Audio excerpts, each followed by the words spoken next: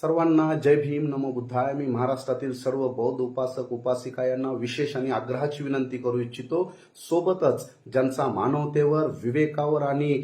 संविधानावर विश्वास आहे अशा महाराष्ट्रातल्या त्या लाखो करोडो सर्व नागरिकांना मी वंचित बहुजन आघाडी आणि भारतीय बौद्ध महासभेच्या वतीनं येत्या 12 मार्च 2025 रोजी महाराष्ट्रातल्या सर्व जिल्हाधिकारी कार्यालयाच्या समोर एका भव्य आणि ऐतिहासिक अशा विरोध प्रदर्शनाचं आयोजन करण्यात आलेलं आहे. हे विरोध प्रदर्शन हे बिहार येथील महाबोधी महाविहार जे गेल्या शेकडो वर्षापासून ब्राह्मणवाद्यांच्या ताब्यात आहे याला मुक्त करण्यासाठी आपल्या सगळ्यांना कलेक्टरांच्या माध्यमातून केंद्रातलं भारतीय जनता पार्टीचं सरकार आणि बिहारचं नितीश कुमार यांचं सरकार या सरकारांची झोप उडवण्यासाठी आणि यांनी बनवलेला भारताच्या संविधानाचा अपमान करून आर्टिकल 13, आर्टिकल 20, आर्टिकल 25 यांचं उल्लंघन करून यांनी बुद्धगया टेम्पल ऍक्ट 1949 जो बनवलेला आहे तो तात्काळ रद्द करण्यात यावा आणि महाबोधी महाविहार याचं संचलन आणि नियंत्रण हे वास्तविक बौद्ध धर्माला मानणाऱ्या अनुयायांकडे हस्तांतरित करावं अशा प्रकारची भूमिका घेऊन